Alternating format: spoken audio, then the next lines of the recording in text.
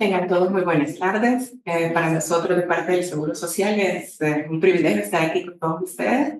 Trataremos de abordar este tema que es bastante amplio, en compañía de la licenciada Monteagudo, que son aeromonas, bibliopiesomonas. Hablaremos nada más de las generalidades porque para cada una de ellas tendríamos que hacer casi o prácticamente una teleclínica exclusiva. Eh, Pensaría que muchos durante nuestra carrera en microbiología, algunos nos representaron, a otros no, pero en el andar en bacteriología, pues nos las hemos encontrado más de alguna vez, generalmente en muestras diarreicas, pero como iremos viendo a lo largo de esta tarde, no solamente se pueden encontrar en él. Para efectos didácticos se ha dividido pues, por cada uno de los géneros y el primero que vamos a abordar es Aeromonas. Muchas especies conforman este género, pero ¿por qué se está estudiando ahora para humanos? No se ha estudiado en la última década, sino que tiene mucho más tiempo, pero ha tenido más auge en el área de la agricultura, sí, pero sobre todo en la crianza de peces. Generalmente se empezó a notar que cuando teníamos aglomeraciones, es decir, en las granjas, de repente teníamos ese tipo de lesión como el que están viendo en la parte inferior, en la que prácticamente un pedacito de esa carnita del pez se había desprendido. Al lado derecho, pues ustedes verán cómo es que ocurrió eso después de un poco de estudio. Y se encontraron que las aeromonas eran las causantes de esta enfermedad, lo que ocasionaba pérdidas grandes. Pero también se empezaron a reportar los primeros casos de aquellos cuidadores de estos estanques, aunque antes, hace algunos años, más de 100 años, se habían reportado, no precisamente con ese nombre, pero tenían la facilidad de producir una enfermedad en el hombre. Generalmente gastroenteritis, como les mencionaba, pero luego se empezaron a reportar en muestras intestinales. Luego, creo que en la gastronomía salvadoreña, pues ustedes la conocen, ostras y pues a otro extremo, pues cócteles. Creería yo que la mayoría de los que nos acompañan, tal vez algunos no estaban, pero en 1991 en El Salvador se vivió la última gran curva de cólera que sube desde Perú y impacta aquí en El Salvador. Igual, yo lo recuerdo poco, pero en el Instituto Salvador en el Seguro Social pues teníamos en ese momento también que dar atención y según nos cuentan nuestros colegas que ya se encontraban trabajando, pues encontraban, aparte de Vibrio, se encontraban aeromonas, porque tenían pruebas rápidas en ese momento. Pero, ¿por qué se ponen este tipo de alimentos? Porque principalmente esta es la fuente de ingestión y como ustedes ya, este es un patógeno que conocen muy bien, estos dos alimentos se encuentran en el lecho marino. También la concha que los contiene puede ser un objeto filoso y también puede ingresar al torrente o en tejidos blandos. Luego, Leishmaniasis chileloide, que es la única especie que conforma ese género, pues se ha encontrado tanto en agua dulce, agua salada o en la combinación de ellas, y por eso se les pone o les coloca esta imagen, que es donde se une o convergen agua dulce y agua salada. También esta es la que todavía se encuentran muchas dudas en cómo es el accionar o su patogenicidad, pero se han encontrado algunos factores de virulencia y se considera patógeno al humano, debido a que se ha encontrado muchísimo más en pacientes con enfermedad diarreica que en aquellos que no. ¿Qué significa? Que también se ha encontrado en pacientes que incidentalmente se les ha encontrado, pero no tienen síntomas.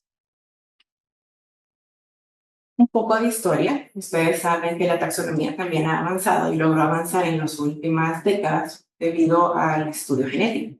Para el caso de las bacterias, ARN16F fue como el boom de todas ellas y empezaron el estudio mucho más certero para colocarlas. Pero anteriormente, estos tres géneros conformaban la familia de la Fibronaceae. Ustedes pueden observar el género Vibrio, Aeromonas y Leishmaniasis. Recordemos que las dos últimas, esa es bien importante porque de verdad a veces se nos olvida, pero para el reporte esa es muy, muy importante. Ahora bien, ¿qué tenían en común o por qué se habían puesto todas en esta misma categoría? Son bacilos gram negativos, anaerobios facultativos, ¿qué quiere decir? Con las dos primeras características tienen muchas ventajas para ser infecciosos. Recordemos que los bacilos granulativos tienen estructuras que no tienen los gram positivos, entre ellas las más importantes o las que le ayudan al componente infectante, los pilis que le sirven para adherencia y las porinas también. Las anaerobios facultativos, es decir, que pueden resistir a bajas concentraciones de oxígeno, son fermentadores de carbohidratos, no necesariamente de los más comunes, pero sí pueden fermentarlos. Lactosa, por ejemplo, no lo pueden fermentar. Reacción positiva de la oxidasa, que también lo poseen como característica común los tres. Presencia de flagelos polares que les ayuda a la movilidad. Ojo, esto es en algunas ocasiones porque también tienen la capacidad de formar biopelículas y bajo este estado pues son inmóviles. El hábitat generalmente acuático, aunque la última revisión que se hizo como tal o en conjunto, aparecen prácticamente en el suelo, aparecen en altas temperaturas, bajas, toda fuente hídrica y sobre todo se empiezan a encontrar en lugares no tan comunes, por ejemplo, tanques de agua. Y eso también les convierte, por ejemplo, a las aeromonas en un indicador de contaminación de fuentes que incluso ya han sido potabilizadas. Y las tres comparten la capacidad de producir gastroenteritis como tal. Por esas 7 grandes rasgos que se lograron conglomerar, se categorizaron como fibronaces. Pero, ¿qué pasó con el tiempo? Como yo les explicaba, el estudio genético pues vino a dar una revolución también en la taxonomía bacteriana y ahora pues Vibrio ya pertenece a la familia Vibronaceae, Aeromonas pues tiene una propia también y Plasmonas que se puso en las enterobacteriales. Ahora para dar continuidad pues con la lignotema. Buenas tardes. Como ya mi compañera ya habló de las generalidades de estos 3 microorganismos que estaban incluidos dentro de la familia Vibronaceae, entonces a mí me tocaba hablar sobre el vibrio. En realidad, como nosotros sabemos, el vibrio es desde el año 1817, ya se han venido dando una serie de pandemias que en realidad ocasionaron muchas muertes en lo que fue en los países asiáticos, pero la última pandemia que vino a ocasionar y que la trajo a nivel de latinoamericano fue la número 7, que en realidad fue la que vino a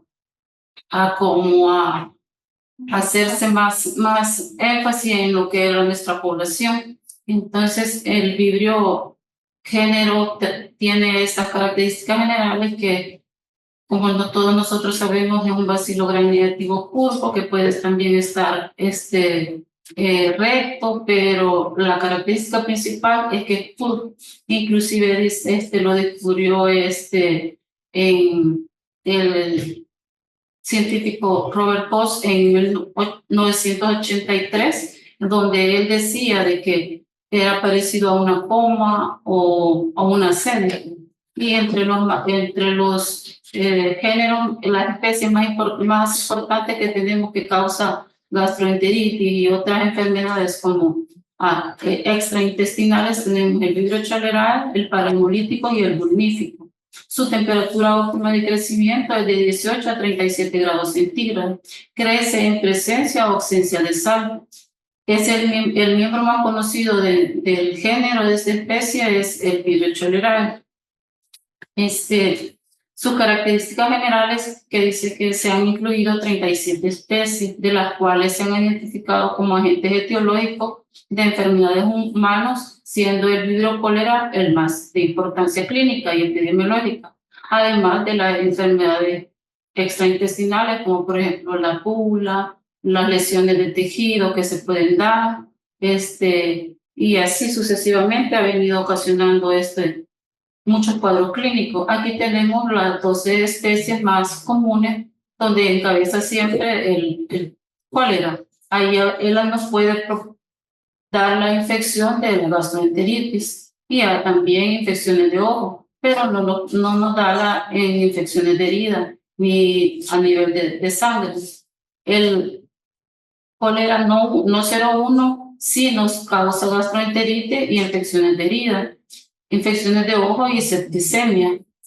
El parahemolítico nos puede causar también la gastroenteritis y septicemia. Y así, entre los más comunes que nos puede causar como problemas extraintestinales, tenemos el vulnífico, que esos son los que aparecen en las heridas, que uno por eso cuando va al mar o algo así, si tiene una herida, entonces tiene que tener la precaución de no introducirse, porque uno no sabe cómo está el sistema del agua ahí, y ellos se permanecen ahí, pero si hay una fuente de entrada, ahí pueden atacar, y máximo si el sistema inmune de cada persona está deficiente, hay otras enfermedades que uno padece, entonces al final él toma la oportunidad y empieza a hacer sus estragos en el organismo.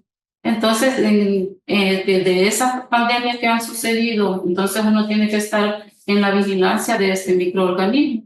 Y el vibrio cólera, por lo general, se manifiesta con un cuadro de gastroenteritis aguda. Puede manifestarse infecciones de la piel y sangre, como en el cuadro anterior se les explicaba cuáles son los cuadros clínicos que él puede dar más. Su periodo de incubación a nivel intestinal dice que es de horas a 5 días y su inicio es bien súbito. Y lo característico es que las aguas, que da la abundante diarrea es como lo asimilan como el agua de arroz, dice, pueden haber vómitos y dolor abdominal, es bien brusco y en unas horas se puede, el paciente se puede chocar y puede morir, y así si nosotros no hacemos un buen diagnóstico rápido, entonces ahí se va haciendo la epidemia y se causan muchas infecciones hacia a las demás personas que pueden estar en contacto ahí. Su forma de contaminarse o de transmisión dice que es fecal oral, o sea que ellos se encuentran en la naturaleza, ya como lo vimos, que puede estar en agua, ya sea salada o agua dulce, o inclusive en los alimentos y todo. Su vía de entrada es a través de la boca oral, y ahí lo que les decía, que vence la inmunidad natural de cada huésped, donde dependiendo cómo uno esté, y viene y él se coloniza en el intestino, y ahí se producen las enterotoxinas, la toxina colérica, y ahí se da la proliferación del microorganismo, y al final causa la enfermedad con los diferentes signos y síntomas que pueden haber, que está la diarrea, el vómito, acidosis, dolores musculares, ya en los casos muy graves, y la excreción que se da es bien abundante, que puede ser mayor a 1 litro por día, entonces el paciente entra en deshidratación, y ahí son lo que ocasiona tanto los daños al sistema. Y entre las manifestaciones clínicas, como ya aparecían ahí, la diarrea líquida abundante, semejante a agua de arroz, los cólicos abdominales, náuseas, vómitos, dolor de cabeza, la fiebre puede venir acompañada de escalofrío, cansancio repentino y generalizado. Dice. Entonces allí es que nosotros tenemos que estar ante cualquier evento que se pueda suceder, la importancia de la vigilancia para poder evitar que esto se conlleve a una epidemia, para no poder para poder estar haciendo la vigilancia a través de los estudios que nos llevan a nosotros. El vibrio tiene serogrupos y serotipos, dice que existen 2 serogrupos capaces de producir cólera. Está el 0,1, que se presenta a su vez 2 biotipos, el clásico y el TOR. El clásico prácticamente es el que ocasionó todas las pandemias anteriores, y se ha quedado a lo que es en países asiáticos. El TOR es el causante de todos los casos de cólera, y cada uno de ellos posee 3 serotipos, el INAVA, el OGAWA y el ICOJIMA.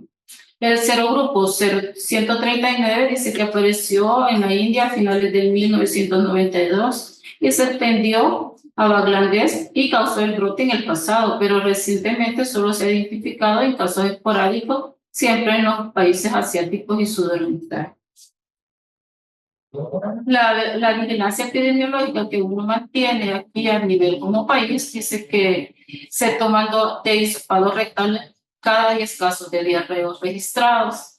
Y una de las cosas que nosotros debemos tener siempre presente es mantener los hisopos y medio de transporte, que es el Calibre, este es el medio ideal para poder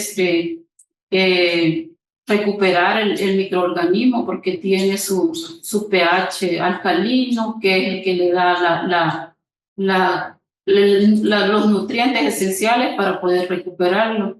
Entonces, como nosotros como laboratorio lo que hacemos es que en realidad no se toman los hisopados rectales cada 10 casos de diarrea, porque eso lo tiene que llevar el médico. Entonces, como parte de llevar vigilancia sobre este microorganismo, lo que hacemos es que de las heces diarreicas que entran al área de coprología, si no presentan parásitos, si no tienen ningún otro microorganismo que puede ser la causa de la diarrea, se le hace el cultivo de ese para poder estar llevando así la vigilancia de poder recuperar algunos casos esporádicos de vibrio que puedan estar presentes.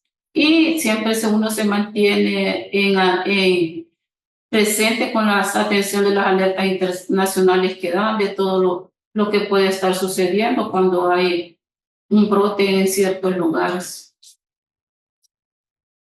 Y aquí aparecen los factores de virulencia del vidrio, que él se encuentra como una película en lo que es el suelo, en el agua, y pero si ya él allí es inmóvil, ¿verdad? Él está inerte allí, no hace efecto, no hace daño, pero ya si tenemos un pH bajo y existen las altas temperaturas, él viene y ya cambia de estado inmóvil a estado móvil, y ya por la que ya se va a través del agua o de los alimentos a lo que es al sistema, y allí produce con las enterotoxinas y se da lo que en realidad hay una colonización a nivel del intestino y se reproduce al final, y es lo que provoca la diarrea intestinal, y donde se hace la excreción y ya viene la enfermedad como tal.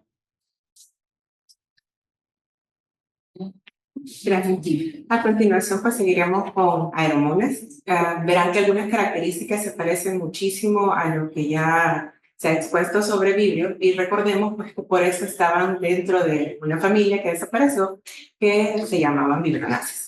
Si ustedes ven algunas características en un agar sangre, pues se puede distinguir que son bacilos. Si logran el detenimiento o le dan ampliar a su pantalla, pues verán que tienen un centro un poquito elevado, pero también causan hemólisis. Así que estar muy atentos cuáles son los medios de cultivo que ustedes están utilizando como vía de entrada, por ejemplo, para los coprocultivos. Recordemos que al ser una microbiota acompañante una carga bastante fuerte, lo que se aconseja es que se utilicen todos aquellos medios en los que se puedan recuperar patógenos intestinales. Y para el caso de aquellas patologías extraintestinales, pues también aplicará. En este caso, pues ustedes ven que una de las características que tiene hormonas es que tiene mulicina. Por lo tanto, pueden llegar a ver a este extremo de hemólisis. Aquí está un acercamiento mucho mejor. Si ustedes lo ven a un lado de su pantalla, se ve como no es una depresión, sino una elevación como tal. Pero en agar sangre usted podrá distinguir que son bacilos. Ahí usted podrá, según sus algoritmos de trabajo, pues definir qué es lo que va a utilizar. En este caso, nosotros sabemos que tenemos disponibilidad de muchos más medios, pero es para fines educativos que vean cómo se vería en agar sangre. Pero si fuera para un coprocultivo, pues podemos ayudar de todo lo que tengamos en la mano. Quiere decir, Maconque, Maconque Sorbitol, Toren, si estuvieran a la mano. Pero igual es para que distingan las características. Son colonias bastante bien formadas y la hemólisis se mantiene. En este caso, pues no es tan evidente o franca como la anterior.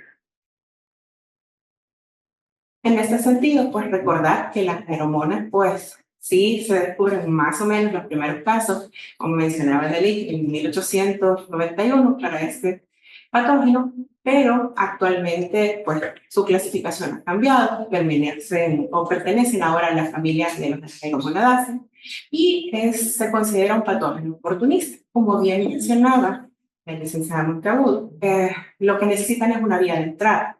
Generalmente, pues, es una lesión de un surfista. El caso se describe de que sufrió una lesión con una de las piedras o rocas en el mar. Y lo que pasa, y se menciona, que pueden formar biofilm tanto para adherirse a las estructuras inertes, pero también pueden reproducir esta característica dentro del organismo. Y eso les va a ayudar pues, un poco a defenderse de toda la que el cuerpo manda en defensa de este patógeno. Ahora bien, si ustedes ven, sí se encuentra en medio acuático, pero actualmente se ha encontrado en una diversidad de lugares, por lo tanto se considera ubicuo, pero está surgiendo en algunos lados como un patógeno también a nivel hospitalario. ¿Qué quiere decir? Porque como tiene la capacidad de formar biopelículas, también se ha encontrado o se han encontrado ellos como los únicos patógenos de una infección tipo nosocomial. Ahora bien, pueden proliferarse en el suelo, agua y en diferentes bacterias. Y afecta principalmente al sistema gastrointestinal, pero una vez llega al sistema circulatorio y tejidos blandos, su avance es acelerado y puede llegar a causar incluso sepsis y la muerte del paciente. En cuanto a sus características microbiológicas, pues bacilogram negativos, anaerobios facultativos, morfológicamente son muy parecidos a las enterobacterias y los patógenos que a la fecha se han encontrado en la mayor parte del mundo. Ojo, Aeromonas tiene la característica que epidemiológicamente depende de donde usted haga un estudio, así empezarán a salir los número 1, número 2 en cuanto a prevalencia. Pero la incidencia puede variar muchísimo. ¿Qué quiere decir? Para el ejemplo que hemos tomado este día, Aeromonas hidrófilas, siempre se mantiene en la cabeza, Aeromonas caviar, Aeromonas peronis y variedad sol. Ahora bien, se pueden encontrar en agua dulce y salada. No tienen ningún inconveniente, pero pueden cumplir el requerimiento de crecer en sal. Pero una de las características es que no van a crecer más allá del 6% de cloruro de sodio, y es una de las pruebas que se utilizan en el laboratorio para hacer la distinción entre vibrio, por ejemplo. Ahora bien, aquí se le quiso poner como el compendio de todas las características y vamos a empezar como las manecillas del reloj. En el color azul, bacilogram negativos, miden de 1 a 3 micras de largo por 1 micra de ancho. Son oblicuos, como ya hemos comentado, los podemos encontrar en casi cualquier ambiente. Viven en el agua dulce y salada.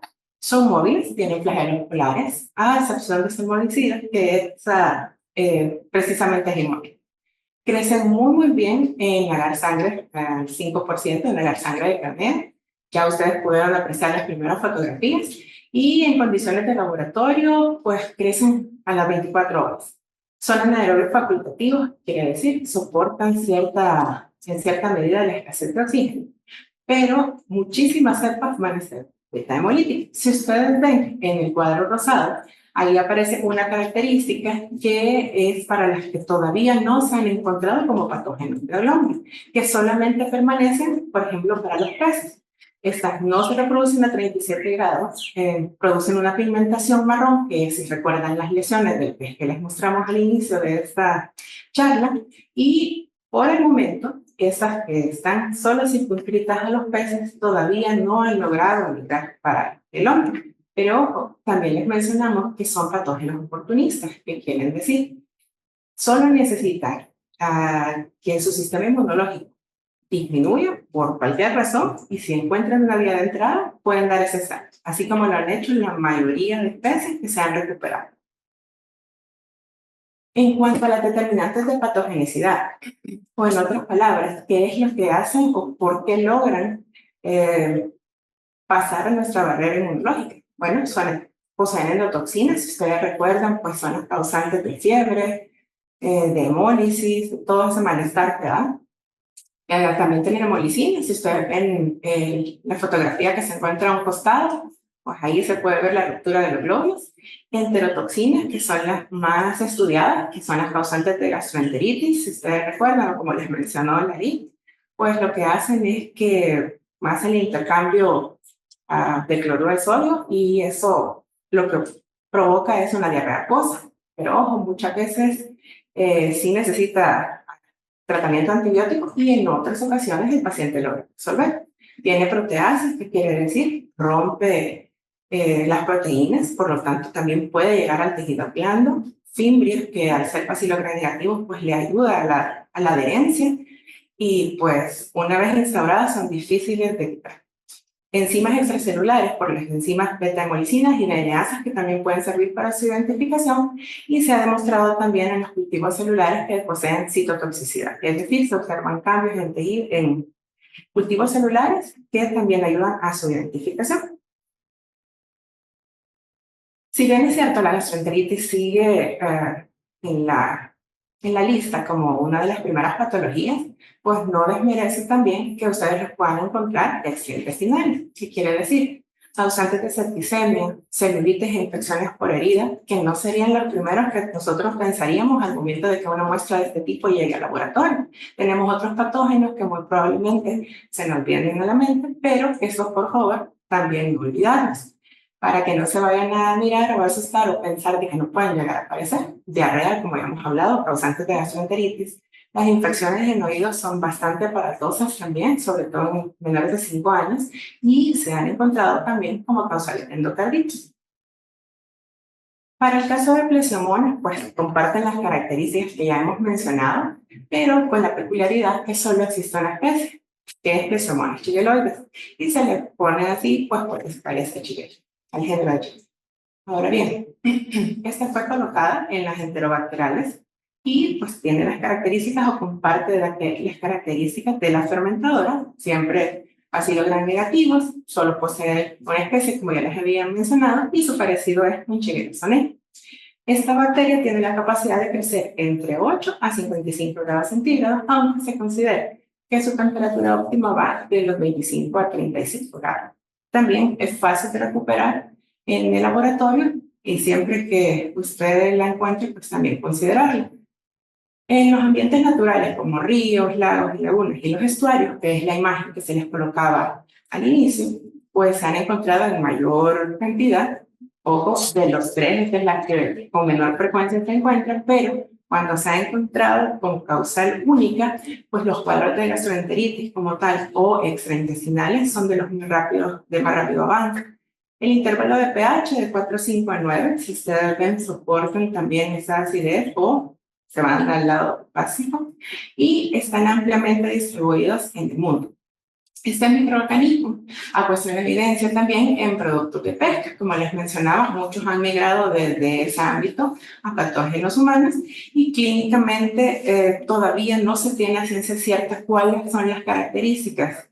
Solo algunas se han logrado vislumbrar de por qué causan la infección en humanos y en otros no. Por lo tanto, se mantiene todavía en estudio, pero se considera patógeno, como yo les había mencionado, debido a que se encuentra con mucha mayor frecuencia en pacientes que tienen gastroenteritis que en los que no lo tienen. Y si ustedes se fijan, tenemos igual la presencia de enterotoxina, que una termoestable y otra termolable. Si ustedes se recuerdan de Escherichia coli, pues también tenemos esta característica, funcionan prácticamente igual, que quiere decir siempre sacando cloruro de sodio, y lo que hace es que una diarrea acuosa. Beta-hemolicinas, que es la destrucción del glóbulo rojo, que a la larga a nosotros también nos sirve para poder identificarlas en el laboratorio. Citolicinas para la destrucción celular. Una tetrodotoxina, que es una neurotoxina. En casos de meningitis también se han encontrado plesiomonas como el único agente causal. Y este es un caso que hay de verdad que darle seguimiento porque la acción es rápida y potente. La muerte del paciente es casi inminente si ya ha pasado torrente senil.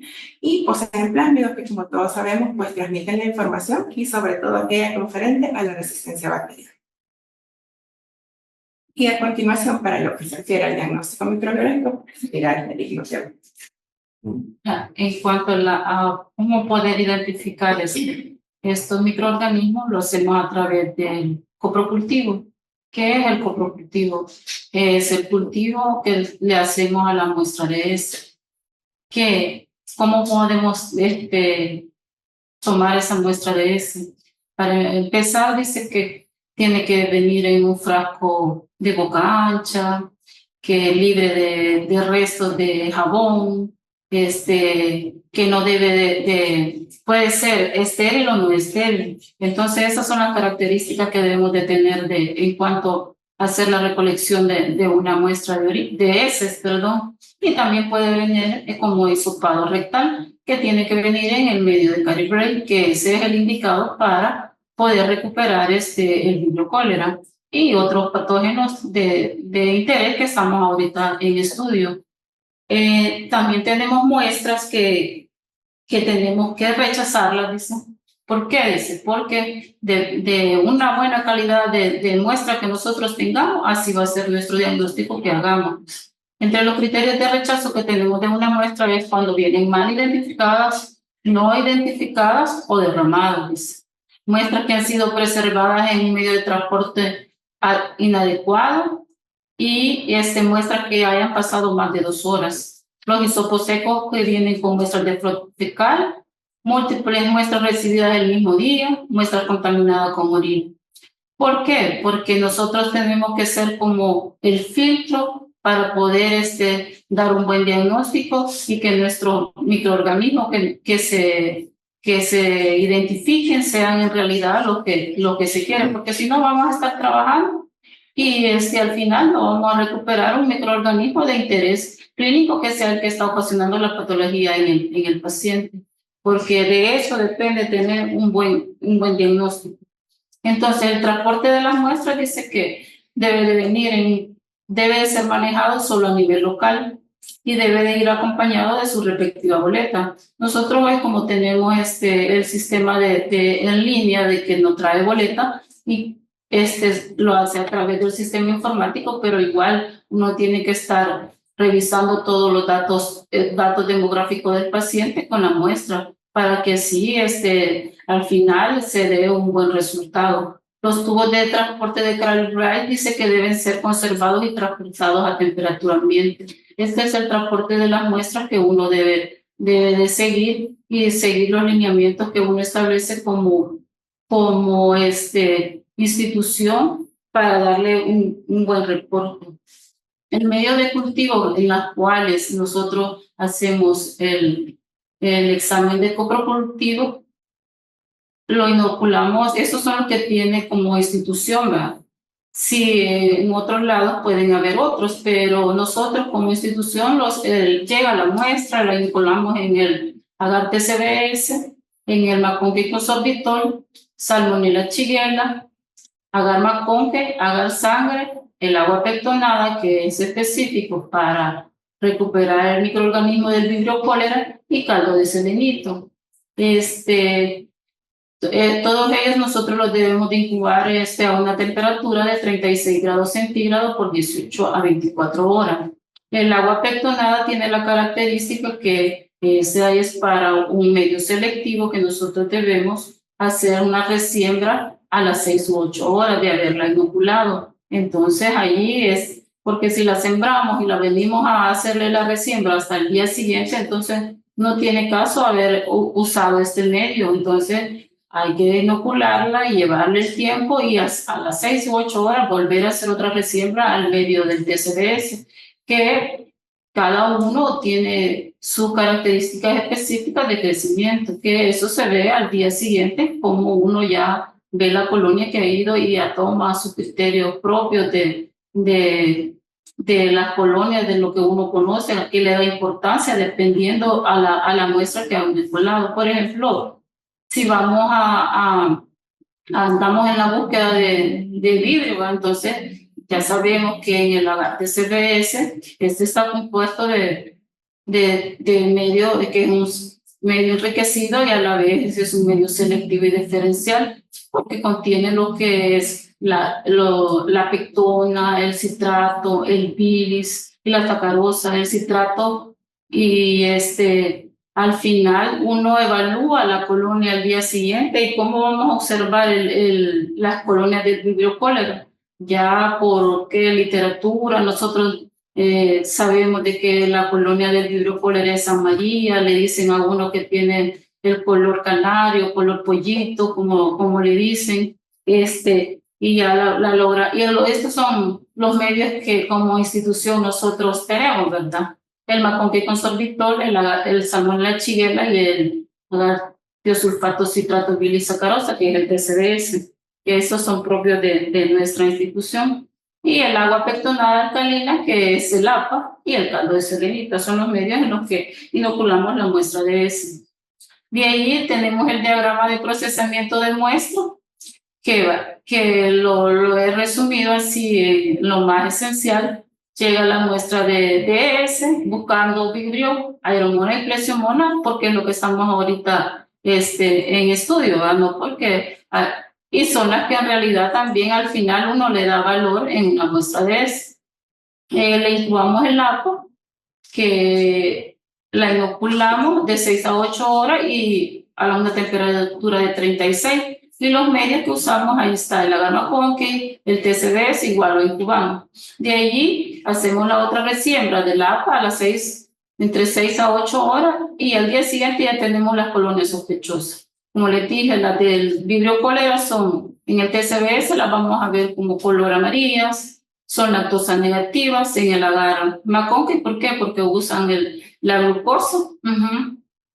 Y en el agar sangre pueden estar con hemólisis o sin hemólisis. Entonces, de ahí nosotros les hacemos las pruebas bioquímicas, entre las cuales más comunes que como institución poseemos, tenemos el DSI, que es la movilidad, el citrato, el indol y la urea. También debemos de aislarla en un medio nutritivo como el triticasa soya agar o un agar sangre, porque de ahí le vamos a hacer otras pruebas complementarias para poder ir encaminados a poder diagnosticar qué tipo de microorganismo es, en las cuales le hacemos la prueba de la oxidasa, la catalasa, la prueba de el collar o cuerda, como le decimos, que es exclusivamente para Vibrio cólera o para el género Vibrio, y también le tenemos que hacer una sensibilidad, ya sea por el método manual, como estamos acostumbrados a decirle, pero es el método de Kirby-Bauer o difusión en disco, y en equipo automatizado, que la mayoría en nuestros lugares ocupan en lo que es el Baker, pero puede ser en cualquier otro tipo de instrumento que se cuente, y también por biología molecular. Luego, cuando nosotros ya tenemos un resultado preliminar donde ya le hemos hecho las pruebas manuales y lo hemos identificado, aunque no confirmado, entonces nosotros ese resultado lo emitimos a nivel de el paciente donde esté, y se comunica uno con el médico para darle un resultado preliminar, y queda pendiente la confirmación, que lo hacemos a través del Laboratorio Nacional de Referencia. Ese es como un proceso general de lo que se hace. Entonces, pero si nosotros ya inoculamos, en caso del vidrio, venimos y en la lectura de las placas observamos que el Vibrio cólera tiene sus características, que son colonias amarillas. Cuando nos crece y son las colonias verdes, estamos ante el Vibrio parahemolíticos. Y el agua alcalina, entonces esa se vuelve turbia, y cuando es negativa se mantiene el mismo medio que estaba a la hora de inocularlo, no presenta turbidez, no hay crecimiento, y las colonias las observamos que pueden ser mucoides, transparentes, y si la vemos ya la tinción del gran, le observamos que son los bacilogran negativos en forma de S, o que son curvos. Las aeromonas, ya como la Liz ya les explicó, ellas presentan el crecimiento en agar sangre, que puede presentar beta-hemólisis, son colonias así con bordes irregulares, y son lactosa negativa en el McConkey, al gran son bacilos gran negativos, y en el TCBS ellos también, algunas especies crecen, aunque otras pueden estar inhibidas, como las que se encuentran en el ambiente, que todavía no han sido como descritas como patógenas. Por eso es que dice que el bilis sacarosa, el TCBS, puede inhibirla, dice, pero la mayoría por ejemplo, la aeromona hidrófila, esa crece en el TCBS, o sea que ella usa la sacarosa. Y para el caso de la Plesiomona chigeloide, son colonias blancas, así veis, no presentan hemólisis, dice, en el agar sangre. Y en el McConkey sí son lactosa negativa, y existe un un agar que es cromogénico, que es el agar inositol verde brillante, bilis, y que ahí se pueden observar colonias de color rosa. Si lo tuviéramos, sería otra forma de poder identificarla ya solamente con el color, pero como si no lo poseemos, nosotros tenemos que usar los medios que usamos y ahí en base a eso ir haciendo su diagnóstico. Y tengo una tabla donde se hacen las pruebas bioquímicas más generales de los 3 microorganismos, ¿verdad? Que hay, ya como se les explicó, la familia a la cual pertenece cada una de ellas ya no están incluidas en lo que es la Vibrionácea, sino que cada una, por ejemplo, la Aeromona a la Aeromonadácea y la Plesiomona pertenece a las Enterobacterales.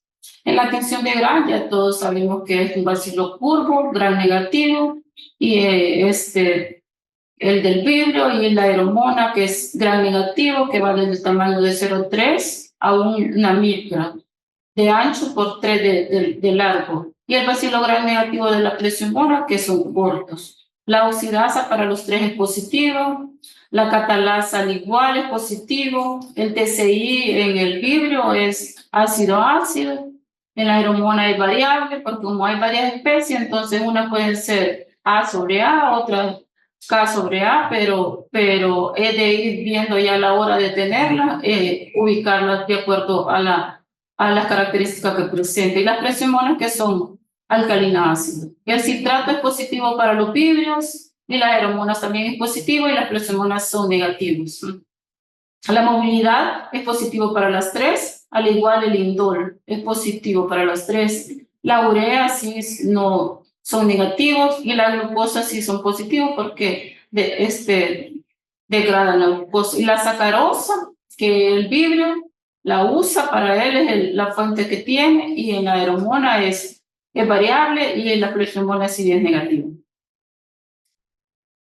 Aquí está una tablita de cómo crece en el TCBS. Ahí aparece que el vibrio cólera, el 100% dice, el mimífico solo no crece como verde, que es igual como el parahemolítico, que es uno es 100 y el otro 99. Y ahí va el color del amarillo a verde, que uno usa la glucosa y el otro no usa.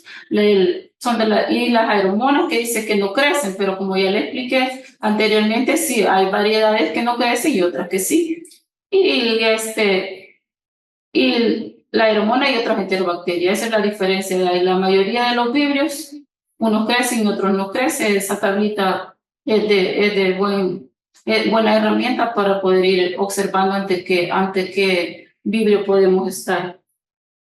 Y aquí está la prueba de la oxidasa, que aquí lo que hace tenemos que tener una colonia que de un medio nutritivo sin que no tenga inhibidores para poder realizarla, el disco que tiene que ser, y de ahí una reacción positiva, que cuando cambia de color que se pone púrpura, y una oxidasa negativa. Siempre aquí tenemos que tener en cuenta que tenemos que usar control negativo y control positivo. Entre los controles que podemos usar positivos, ya sabemos que una pseudomona es positiva, la poli es negativa, entonces siempre tener en cuenta que cuando hagamos una prueba tenemos que poner un control. Se cuentan con las cepas ATCC, que esas cada mes uno tiene que tenerlas allí, cada semana hay que estarlas activando, que son las que nos sirven de guía para poder dar un resultado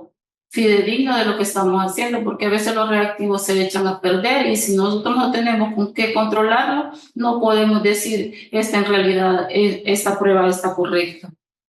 Y la prueba de la cuerda del collar, que es exclusiva para poder diferenciar entre el género vibrio, de la aeromona y de los otros. Y aquí lo que se usa es el desoxicolato de sodio al 0,5%. Su fundamento es que las bacterias son lisadas por este reactivo, quedando descubierto el DNA y presenta un aspecto viscoso de la muestra donde se forma una cuerda o un hilo, y a uno al levantarlo, ya sea con el palillo o con el asa, se ve que no se desprende, es un hilo mucoide. Y aquí está ya en forma, ¿qué es lo que necesitamos? Necesitamos un crecimiento de 18 a 24 horas a partir de un agar nutritivo, la lámina portaobjeto y el reactivo. Entonces colocamos una gota de reactivo sin tocar la parte de la lámina para no contaminarlo. De ahí tomamos la colonia de la placa, de la muestra, lo mezclamos y con el mismo aplicador lo levantamos y ahí se forma lo que es el hilo mucoide y ya se puede apreciar. Entonces, si una prueba positiva es la formación de hilo mucoide y formación de perla, dice. Y la negativa que solo se observa un aspecto lechoso sin forma y al levantarlo no se va a ir con todo el palillo, no que va a quedar a nivel de lo que es la lámina. Esa es la prueba que se hace para poder diferenciar el género de vibrio de las aeromonas o las plesimonas. Ahí podríamos estar ya con esa prueba ante un género de vibrio.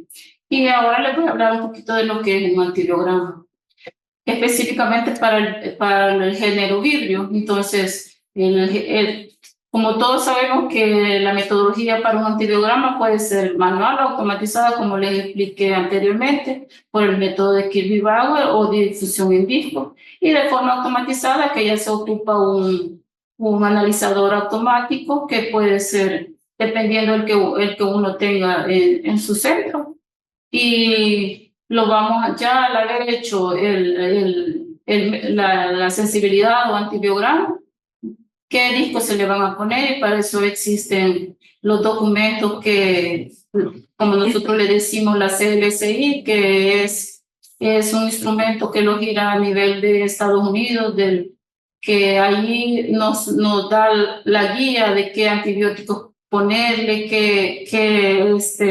la interpretación, cómo notar si va a ser sensible, intermedio o resistente. Los puntos de corte ellos los van actualizando cada cierto tiempo. En cambio, ahí está la CLSI, el documento M100, que ese cada año sale, pero donde leemos lo que es los géneros vívidos y la aeromona, que es la M45, esa no la actualizan todos los años.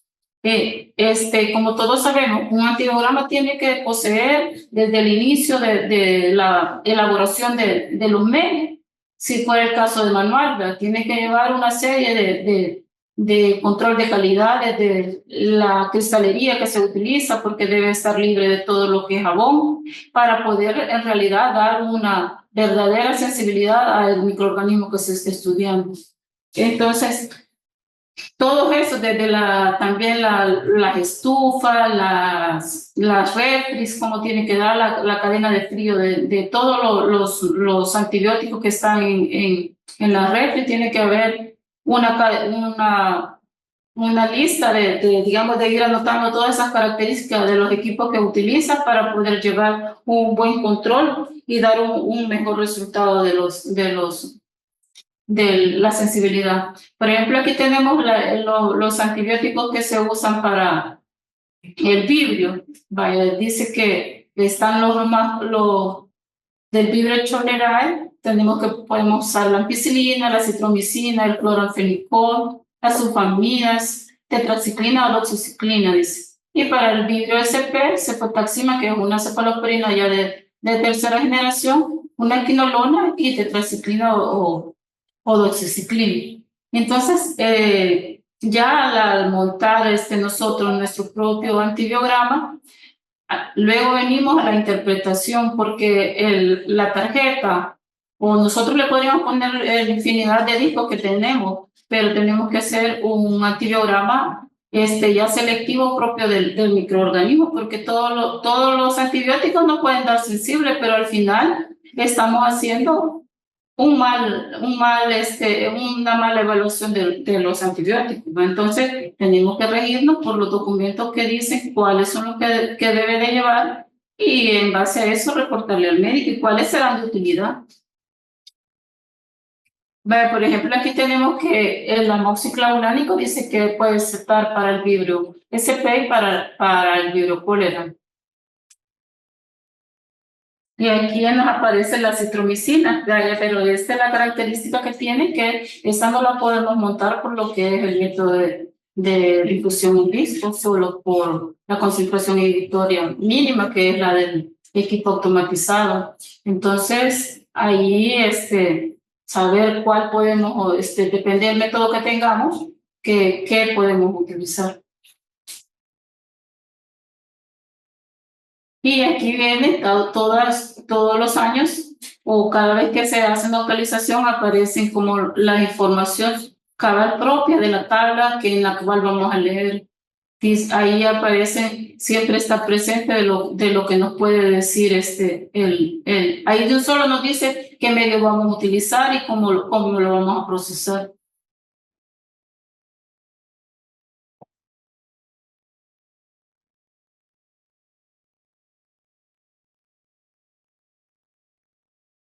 Aquí está la otra tabla que es en base a las aeromonas. Dice que las aeromonas, ellas por naturaleza son resistentes a la penicilina y a la ampicilina. Entonces tenemos que estar bien seguros que no le vamos a poner esos discos porque ella ya tiene su resistencia natural. Entonces, porque a veces podemos caer en ese error y que no puede dar sensible y no podemos reportar, pero ellas pueden ser sensibles in vitro, pero ya en efectivo en el paciente ya no va a ser apto para él. Entonces, ahí siempre tener presente qué es lo que vamos a reportar. Y en cambio aquí tenemos el otro documento de lo que es que están excluidos ahí, o ya hay una tabla exclusivamente para estos microorganismos, Salmonella y Shigella, que es la M100, donde podríamos ir a ver los antibióticos que lleva para lo que es la Plesiumon, que es el documento M100 y que ese cada año lo actualiza. Y de allí, si nosotros estamos ante un caso que hemos identificado de un vibrio, ¿qué vamos a hacer para enviarlo al Laboratorio Nacional de Salud Pública? Dice que nosotros tenemos que hacer una siembra del aislamiento en un medio no selectivo, o sea que a la vez, cuando ya nosotros sospechamos de eso, tenemos que hacer una placa extra, para que al día siguiente ya la tengamos con crecimiento. Al igual, si lo vamos a mandar en medio de transporte, tiene que ir en el medio de transporte también. Tenemos que hacer recoger de la cepa sugestiva de lo que estamos identificando y la vamos a poner en medio el carry blade y lo vamos a rotular y enviarlo al laboratorio de salud junto con el formato de información que requieren. Lo que aparece que nosotros debemos de enviarlo es la placa más el tubo más el BGP02. Hay otro documento que hay que llenar, que está acompañado también, y cómo a nosotros nos ha dado en la investigación que llevamos, cómo nos dio el resultado. O sea que son tres documentos que nos piden: el BGP02, otro formato donde se llena también, y las pruebas que nosotros le hemos hecho y el reporte que hemos tenido. ¿Cómo vamos a enviar esa placa y ese tubo al ministerio o donde sea que enviemos muestras? Nosotros debemos de cumplir que debe ser como el triple embalaje. El triple embalaje es que tiene que llevar su primer tubo, dice el tubo primario, que aquí el caso es el medio de transporte. En el caso de la cepa que va en placa, es la placa. La topa de rosca debe ser reforzada con cinta adhesiva. Igual la placa la tenemos que ponerle papel parafil o tirro o lo que contemos, y de ahí tenemos que ponerle un embalaje secundario que es a prueba de filtración, que sería lo que es un papel toalla, una gasa, para que si hay un derrame, ese no se expanda a otro lado. Y el terciario, que ya puede ser una cajita, puede ser un topper, o porque si no tenemos como el que aparece en la foto, entonces tenemos que ver cómo nosotros lo hacemos, pero siempre tratando de la manera de que no se vaya a derramar la muestra, y saber identificarlo, cómo es que tiene que llevarlo, porque al final no somos nosotros los que lo llevamos, los que lo enviamos. Entonces la persona que lo lleva tiene que ir sabedora que no lo tiene que apostar, que no lo tiene que para que no existan esos derrames. Y estos son los documentos que le decía, que es el BGP02, más otra hoja anexa que se debe de llenar. y el resultado que a nosotros nos ha dado en el lugar en el lugar local, digamos.